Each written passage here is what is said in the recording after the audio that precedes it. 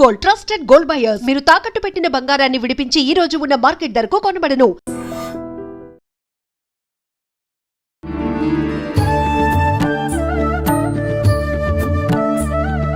నమస్కారం, welcome to I dream. ధర్మ మార్గం విత్ విజిత కార్యక్రమానికి స్వాగతం. ప్రస్తుతం మనతో పాటు ఉన్నారు శ్రీ జగదాంబ త్రిశక్తి పీఠాధిపతులు బ్రహ్మశ్రీ బెనారస్ గురూజీ. ఇప్పుడు వారితో మాట్లాడదాం.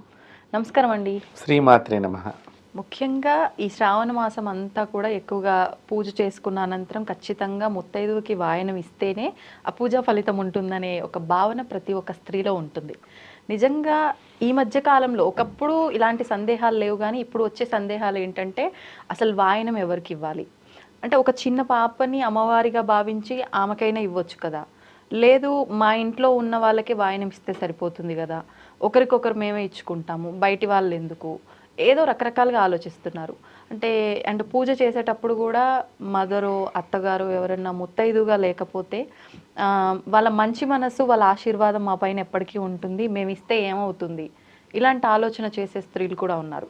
ఒక్కసారి అసలు ఈ వాయినాలు ఎందుకు ఇవ్వాలి, అసలు ఎవరికి ఇవ్వచ్చు, ఇస్తే ఏమైనా దోషమా ఇలాంటి వారికి, వీటి గురించి వివరణ. తప్పకుండా అమ్మ.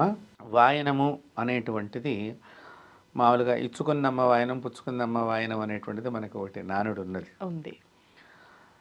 ఈ వాయనంలో అసలు ఏం పెట్టాలి, ఏమి ఇవ్వాలి అనేది చాలామందికి తెలియకుండా ఇచ్చేస్తున్నారు కొంతమంది వాయనాలు. ప్లాస్టిక్ ద్రవ్యాలతో కలిపి వాయనం ఇవ్వకూడదు. ఇప్పుడు ఏమవుతుందంటే, నేను అబ్జర్వ్ చేశాను, ఎట్లాగో రిటర్న్ గిఫ్ట్ ఒకటి ఇవ్వాలి కదా మనం పిలిచినప్పుడు అని కొంతమంది ప్లాస్టిక్వి ప్లేట్లు లాంటివి అవి పెట్టి దానిలోనే ఈ వాయన పదార్థాలన్నీ పెట్టి అలా ప్లాస్టిక్తో ఇస్తున్నారు. అసలు అలా ఇవ్వకూడదు ఒకటి. రెండవది పసుపు కుంకుమ మనం ప్యాకెట్స్ రెడీమేడ్గా దొరుకుతున్నాయి అని చెప్పి మనం ఇచ్చేస్తున్నాము. అసలు అలా కూడా పనికిరాదు. నిజంగా చెప్పాలంటే పసుపు కుంకుమ మీరు కావాలంటే ఒక పేపర్లో ప్యాక్ చేసుకోండి. ఇదంతా ఎందుకు చెప్తున్నామంటే, శాస్త్రం ఎప్పుడూ కూడా ప్రకృతిని కాపాడింది. ప్రకృతిని కాపాడే పని మనం చేస్తూ ఉండాలి. ప్రకృతికి విరుద్ధమైనటువంటి చేస్తూ ఉంటే ప్రకృతిలో అనవసరమైనటువంటి ప్రమాదాలకి మనమే ముందడుగు వేసుకుని నడిపించుకున్నటువంటి వాళ్ళం అవుతాం. దయచేసి నేను ఇచ్చేవాళ్ళని విమర్శించటం లేదు, ఇలాంటివి వద్దు.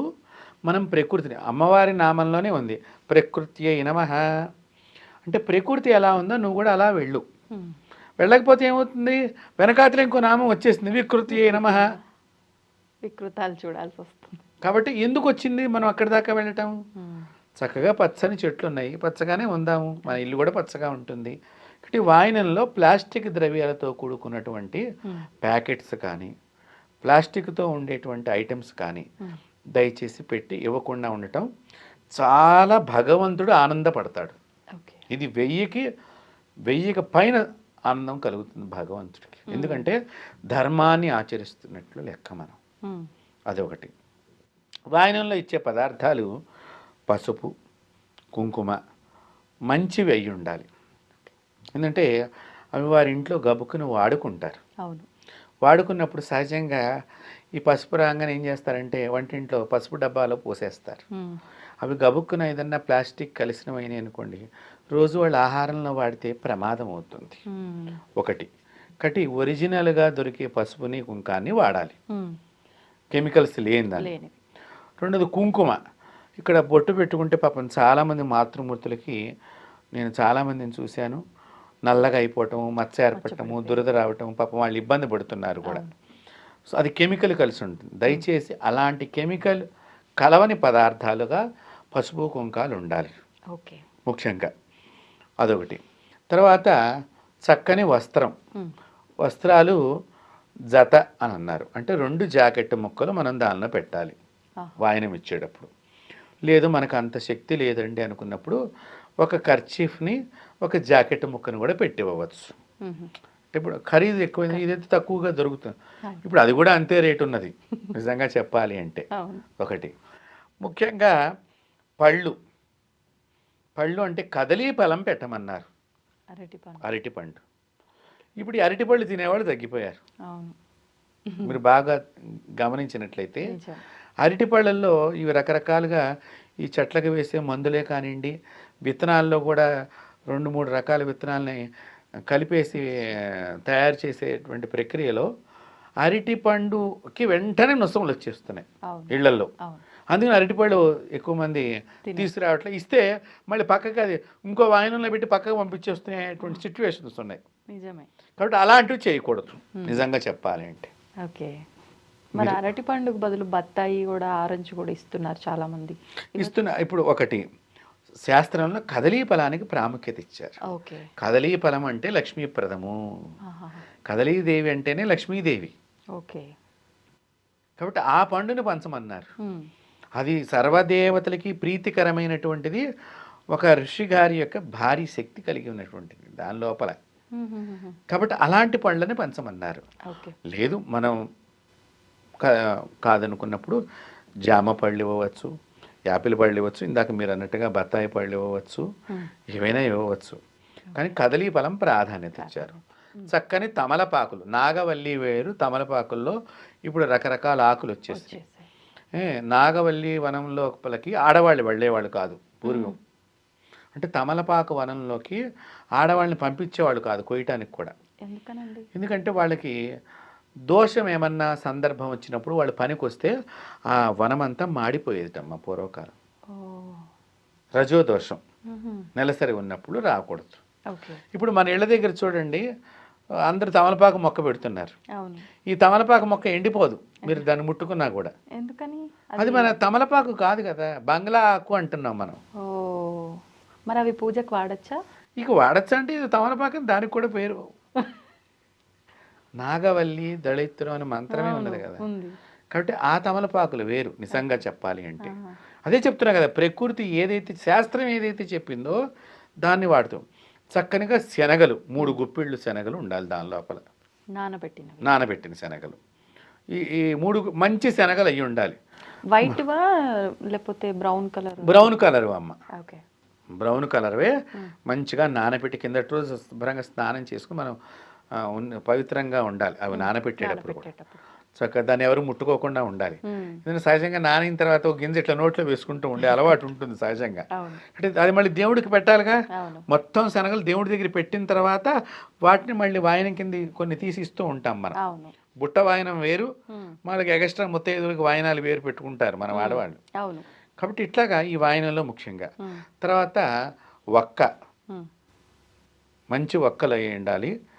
ఆ ఒక్కలు పెట్టుకుని చక్కగా ముత్తైదువుని ఆహ్వానం చేసుకుని ఆ ముత్తైదువుకి చక్కగా కాళ్ళకు పసుపు రాసి బొట్టు పెట్టి కాటుకు అందించిన తర్వాత తన పవిటి కొంగుతో సహా ఈ వాయనాన్ని ఆవిడని లక్ష్మీదేవిగా భావన చేస్తూ, అమ్మవారిగా భావన చేస్తూ ఈ వాయనం ఇవ్వాలి. అయితే ఇందాక మీరు ఒక ప్రశ్న అడిగారు, వాయనం అసలు ఎవరికి ఇవ్వాలి అని. నిజంగా చెప్పాలి అంటేనమ్మా, పేద ముత్తైదువులను పిలుచుకొని ఇవ్వటం చాలా సంతోషం. ఎందుకంటే ఉన్న వాళ్ళకి మనం ఎట్లాగో వాయనం ఇవ్వటంలో తప్పు లేదు, వాడి ముత్తైదువులు కాదని కాదు. ఈ వాయనం ఇవ్వటంలో గొప్ప ఆంతర్యం ఏంటంటే లక్ష్మీదేవి ఆలోచన చేస్తుందటమ్మ, ఎవరికైనా ఒక్కళ్ళకైనా పేదవాళ్ళకి ఈ వాయనం అందుతుందా అని. లక్ష్మీదేవికి ఆనందం కలిగే పని చెయ్యాలి మనం. కాబట్టి మనం పిలుచుకునే వాళ్ళల్లో ఒక్కళ్ళు, ఎందుకంటే పాపం వాళ్ళని ఎవరు పిలవరు. యథార్థంగా చెప్పాలంటే, అయ్యో నేను ముత్తైదునై ఉండా కూడా ఎవరు నన్ను వాయనానికి పిలవలేదని వాళ్ళు బాధపడుతూ ఉంటారు. మనం ఏదో ఆవిడ ముత్తైదు కదని పలకరిస్తాం, రోడ్డు మీద కనిపిస్తే వచ్చేసి ఇచ్చలేండి మీరు మా ఇంటికి, నేను ఇస్తానులేండి ఎవరు ఇవ్వకపోయినా. అలా కాదు నిజంగా. అంటే మనం కూడా వాళ్ళని ధనవంతుల్ని ఎలాగైతే ప్రేమగా పిలుస్తున్నామో అలాగే వాళ్ళకి కూడా.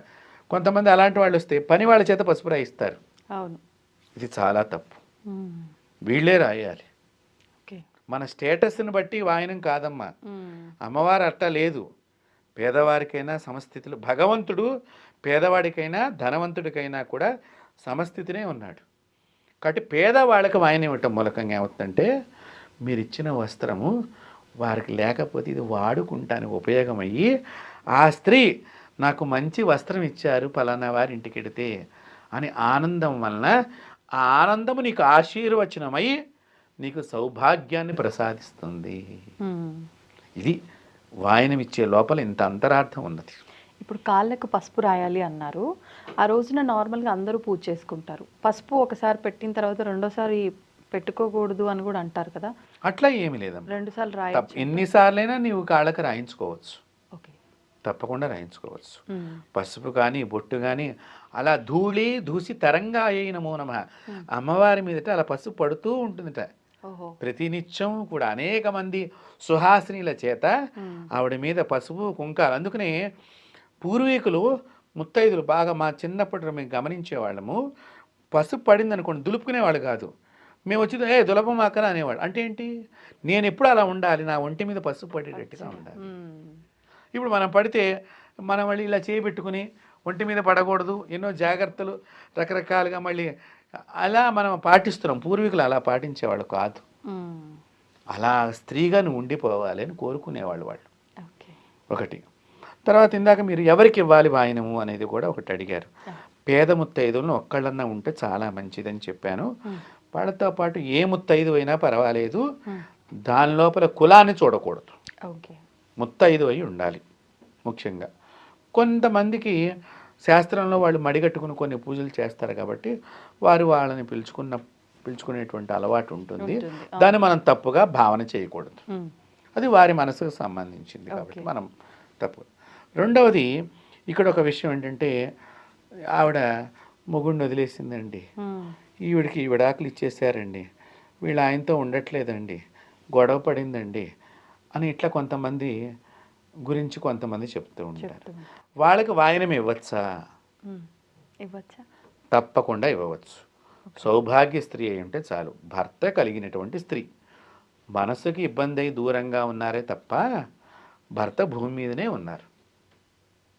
వారికి ఇవ్వటం మూలకంగా మనకు కూడా అలాంటిది ఏమన్నా వస్తుందేమో ఆలోచన అవసరం లేదు. అది పిచ్చి భ్రమ. అస్సలు అట్లాంటి ఆలోచన ఎవరు కూడా పెట్టుకోకూడదు. ఇంకా నిజంగా చెప్పాలంటే ఆమెను పిలిస్తే ఆమె మనసు ఆనందపడుతుంది, కాస్త బాధకి స్వాంతన దొరుకుతుంది. అప్పుడు తన లోపల ఉండే బాధని నీ దగ్గరకు ఇంకొక రోజున వచ్చి ఏదైనా చెప్పుకున్నప్పుడు నువ్వు ఆమె బాధ పోగొట్టేటువంటి ప్రయోగం మూలకంగా మళ్ళీ తన భర్త తన దగ్గరికి చేరే అవకాశం నీవు తీసుకున్న దాని అవుతావు. నిన్ను భగవంతుడు హర్షిస్తాడు.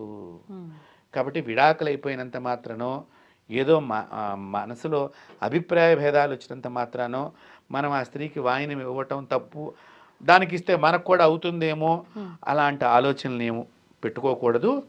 భర్త కలిగి ఉన్న స్త్రీ అంటే దూరంగా ఉన్నప్పటికీ కూడా సుహాసిని అయి ఉంటే చాలు, మనం ఇవ్వవచ్చు, ఎటువంటి తప్పు లేదు. మనమే మన సాటి స్త్రీని, ఒక స్త్రీ సాటి స్త్రీని గౌరవించకపోతే ఎలాగా గౌరవించాలి? ఇక్కడ ఏమన్నారంటే పుణ్యస్త్రీ అని చెప్పారు. పుణ్యస్త్రీ అంటే భర్తను కలిగి ఉన్నది. ఇప్పుడు భర్త అమెరికాలో వెళ్ళాడమ్మా ఉద్యోగానికి, ఇప్పుడు ఆవిడ పిలుస్తున్నామా లేదా? పిలుస్తున్నా. మరి ఇప్పుడు దగ్గర లేడుగా, ఇప్పుడు లేకపోయినా ఎప్పుడో ఒకప్పుడు వస్తాడని కదా. ఏమో ఆ విడాకులు ఇచ్చిన ఆయన మనసు మారి రావచ్చేమో. ఎందుకు నువ్వు అలా ఆలోచన చేయకూడదు? నీ వాయినం పుచ్చుకున్న రోజున ఆమె అభాగ్యం పోయి భాగ్యం కలగచ్చేమో, మంగళప్రదం కావచ్చేమో నీ చేత్తో ఇచ్చేది. దాని గురించి మీరు ఎందుకు ఆలోచన చేయటం లేదు? వాయినం ఇచ్చే స్త్రీ ఎవరికైనా వాయినం ఇస్తే ఆమె కూడా వాయినాలు ఇచ్చే శక్తి కలుగుతుంది. ఒకటి. వాయినం పుచ్చుకున్న స్త్రీ ఎప్పుడు వాయినాలు పుచ్చుకుంటూ ఉంటే సౌభాగ్యాన్ని కలిగి ఉంటుంది. కాబట్టి పరస్పరము రెండు శక్తులు ఉన్నాయి ఇక్కడ. ఈ రెండు శక్తుల్ని స్త్రీలు పొందటానికి గాను ఈ వాయన కార్యక్రమాన్ని ముఖ్యంగా పేదవారి రక్షణ కోసం వేదంలో ఈ వాయనం పద్ధతిని కూడా పెట్టడం జరిగింది. బాధని పోగొట్టడానికి ఈ వాయన పద్ధతి. ఇప్పుడు వాళ్ళకి ఎవరికైనా పాపం ఆవిడ వచ్చినప్పుడు మనం గమనిస్తాం కదమ్మా, ఆవిడ ఏదో మామూలు చీర కట్టినాయి, పాపం ఈవిడ పెద్ద, మనం గబుకున నాకు బీరువా నిండా చీరలు పడినాయి, ఒక చీర ఇస్తానండి, ఆవిడ పాపం బాధపడుతుంది. నువ్వు చీర పెట్టావనుకో, అది రేపు కట్టుకుని ఏమ్మా విజిత ఇగో నేను కట్టుకుని వచ్చి అంతేనండి, నీకు ఎంత ఆనందం ఆ రోజున ఒకసారి కళ్ళల్లో నీళ్లు తిరిగిపోతాయి. అది చెయ్యాలి. వాయనం అంటే భగవంతుడు వేదాలలో పెట్టిన సిస్టమ్ అంతా కూడా సాటి మనిషిని ప్రేమించడమే పూజ. కాబట్టి వాయనము ఈ విధంగా ఇచ్చుకున్నట్లయితే మిమ్మల్ని అమ్మవారు వరిస్తుంది తొందరగా. కాబట్టి ఇలాంటి వరించే పద్ధతుల్ని ప్రతి స్త్రీ పాటించాలి. నా మాటల వలన ఎవరికైనా ఇబ్బంది కలిగితే అన్యదా భావించకండి. నేను ఎప్పుడు కూడా అందరూ మంచిగా ఉండాలని చెప్తూ ఉంటాను. అందరికీ ఆనందం కలగాలనేటువంటి భావనే తప్ప ఇలాగ దూరం పెట్టి విమర్శించే వాళ్ళని నేను విమర్శిస్తున్నానని కాదు. ప్రతి స్త్రీ కూడా నాకు తల్లితో సమానం. చాలా సంతోషం. ధన్యవాదాలు. నమస్తే. And for more videos, Please subscribe to iDream. Please subscribe to iDream. Please subscribe iDream. And please subscribe to iDream. For more videos, subscribe to iDream. please like, share, and subscribe to the channel. Congratulations, iDream. Subscribe to iDream. Subscribe to iDream. So subscribe to iDream Media. iDream की iDream team अंदर की huge congratulations. Please subscribe iDream Media. Please subscribe to iDream. Subscribe iDream. Please subscribe to iDream. iDream అంటే నా కళల channel subscribe చేసుకున్న నోరు తిరుగుతలేదు. మీరైతే గంట గుర్తు కొట్టండి. For more such videos, please subscribe to iDream.